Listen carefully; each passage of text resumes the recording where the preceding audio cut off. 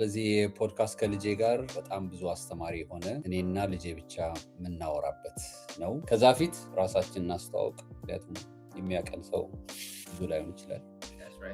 እኔ ጌታ ያውቃል ይባል ነው፣ ልጄ ደግሞ ዮዳኤል ይባላል። ይህን ፖድካስት የምናደርገው እኔ በአማርኛ ቋንቋ ይህን የምናደርግበት ምክንያት እኔ የትኛውም አማርኛ ተናጋሪ የሆነ ሰው አንዱም ነገር እንዳያመልጠው ስለምፈልግ ነው። አንተ ደግሞ ወጣቶቹ እንዲሰሙ በራሳቸው ቋንቋ እንዲያደምጡ ነው።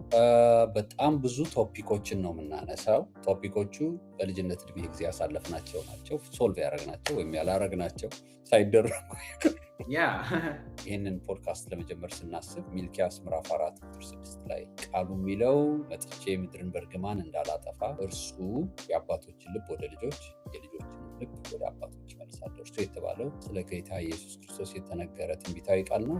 ይሄም የፖድካስት ዓላማው አባቶችን ልብ ወደ ልጆች የልጆችን ልብ